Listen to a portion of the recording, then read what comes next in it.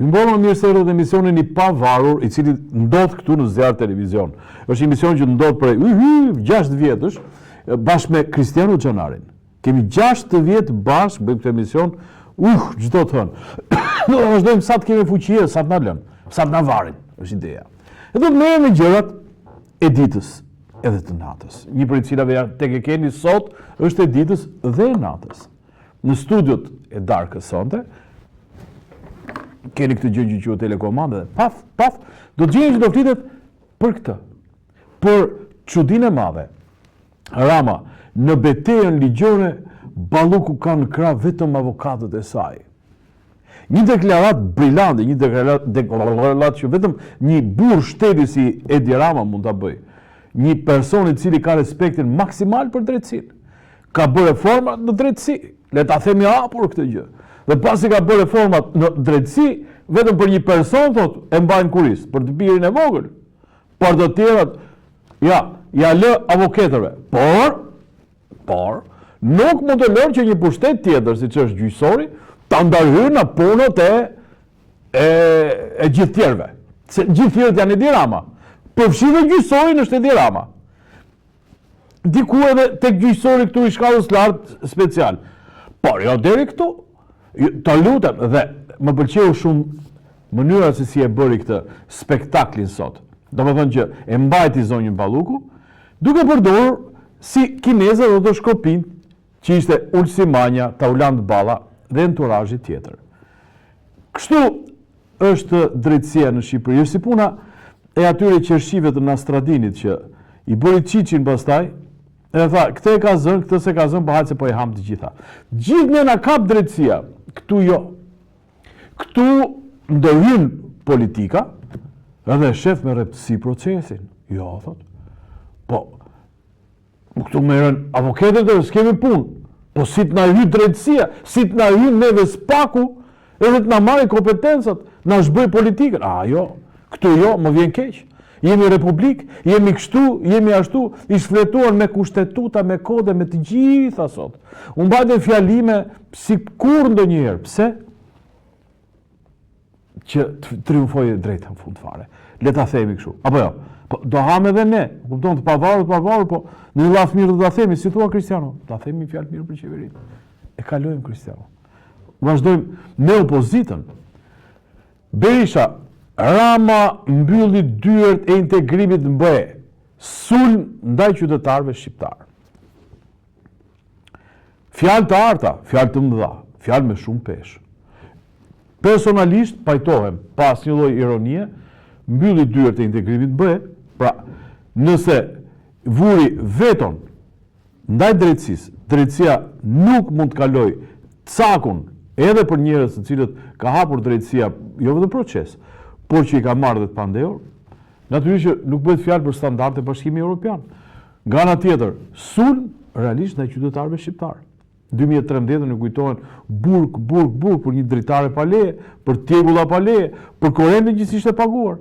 Ndërkohë hapet një proces penal, e theksoj proces penal, sepse kemi ministra të tjerë të cilët janë marrë të pandehur ose janë hetuar, më the thash.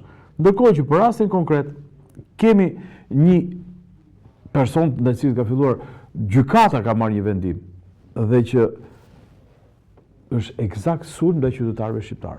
Këtu të qëndrojmë. Të qëndrojmë sepse ma nxirr pak çka ka thënë doktori tjetër, se ka qenë aktiv doktori sot.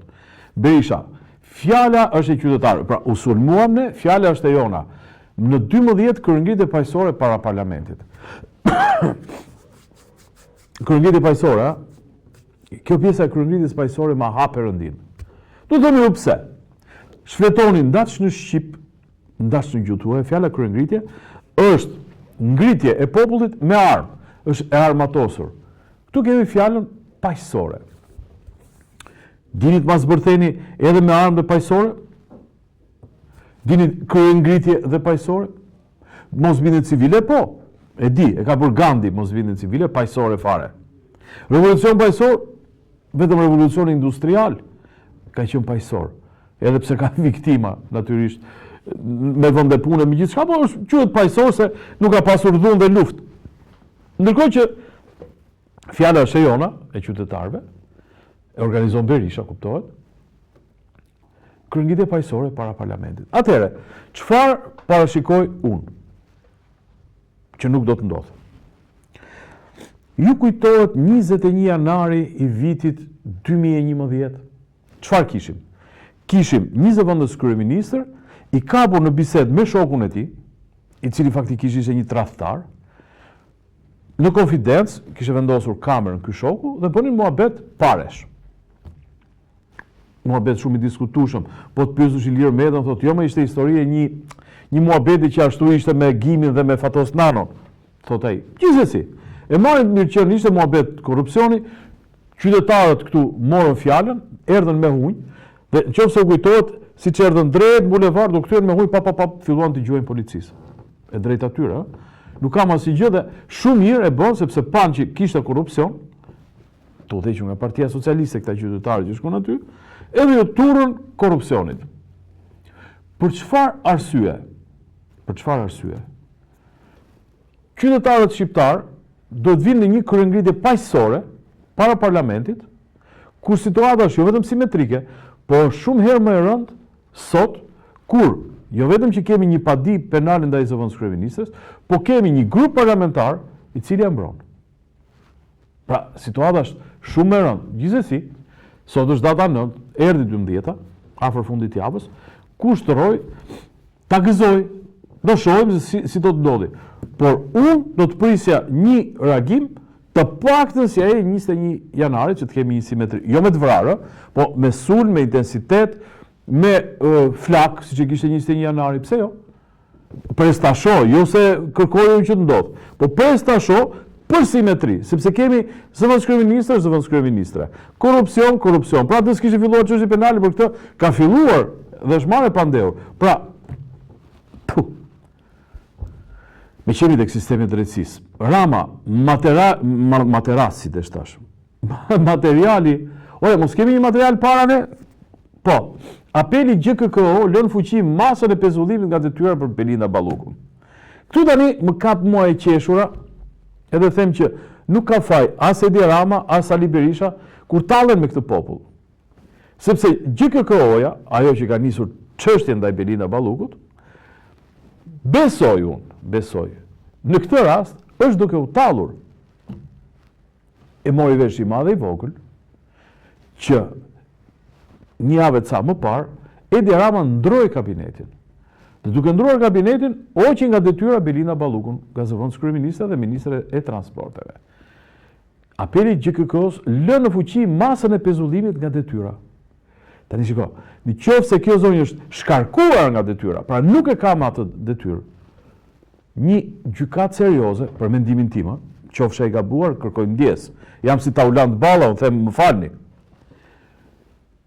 Gjykata kundër korrupsionit dhe krimit organizuar thot, merr një vendim, duke qenë se zonja nuk është më në detyrë, bie masa.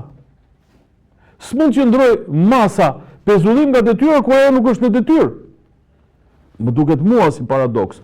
Mbase nuk jam jurist, mbase nuk e di këtë reformën drejtësi, po di pjesën logjike. Di që në qoftë se kjo zonjë nuk është më në detyrë, si e pezullon nga detyra. Tani më dil tek Saliu, poshtë Edi Rama, ku jemi, vazhdon historia.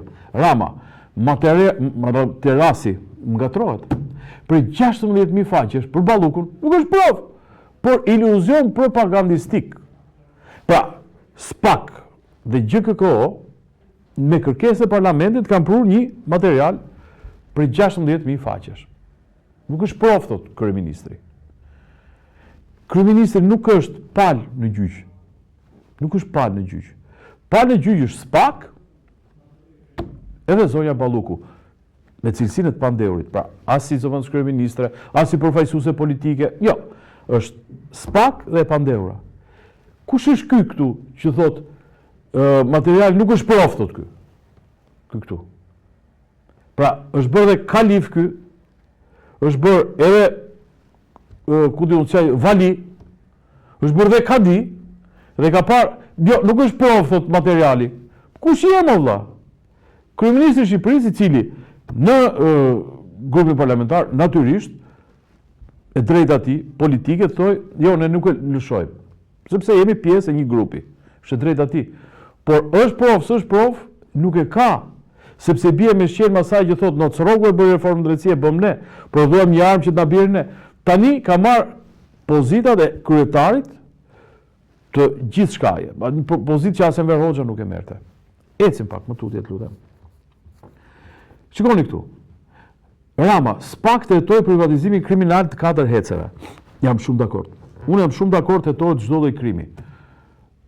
Kjo është ideja që është para Ramës kjo gjë.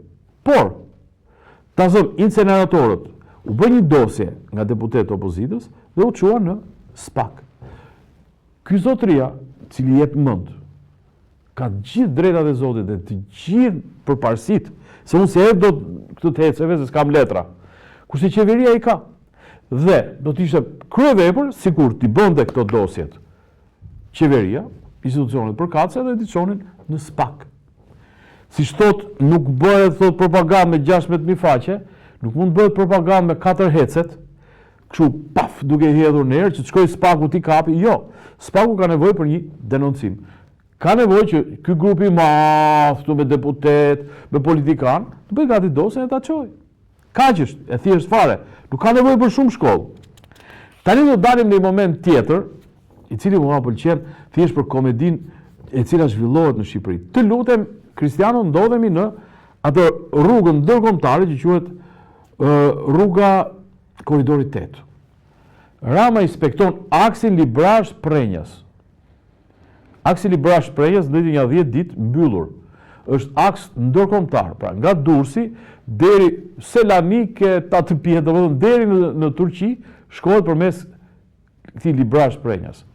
Ra u shëmb.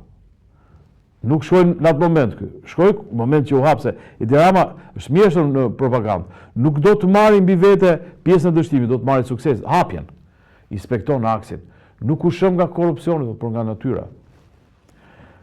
Pra, qeveria kishte punuar mirë, s'kishte korrupsion, natyra, trak, goditi edhe e shëmbi. Jam dakord, do të kisha prirjen që ta besoj, ma nxirën çik, shkon humori, duke dashur gjithmonë ta mbulojnë kakën me kak, Bilyku, specialist ky. Rëshqitja e tokës në zonën Librash-Prenjas, rëshqitjet e tokës në atë zonë, të dokumentuara prej vitesh. Pra, nuk qenë ndonjë surprizë. Është histori e vjetër. Dhe deri këtu duket sikur natyra jetë të drejtë Ramës, nuk ishte korrupsioni. Ishte një gjë që diheshe. Këtu fillon për mua personalisht, ose unë jam ndryshe nga dynjaja dhe mendoj mbrapsh, ose dynjaja është ndryshe dhe mendon mbrapsh. O mik, në qoftë se rëshqitjet e tokës në zonën Librash-Prenjas janë të dokumentuara prej vitesh, do të thotë që kur ti ndërton atje di sepse që në atë zonë bie toka, në atë zonë shëmbet dheu, në atë zonë ka probleme, kështu që përforcohet ajo zonë, merren masa që në mos sot të paktën edhe në të ardhmen në shumë vjet të mos ketë shëmbje, dhe për këtë arsye pastaj mbasi ke bërë gjitha këto, ndërton, ai bën me ura, ai bën me beton, me kështu. Këta e kanë pasditur që zona është me probleme dhe kanë ndërtuar pa çfarë fare dhe pastaj ka rënë, mbasi ka rënë, ka ndodhur kjo që vjen Edi Rama thotë, pse kishim ne thotë, e kishte natyra. Çfarë thotë vllai? Bëjmë një pauzë të vogël edhe kthehemi për pak sekonda.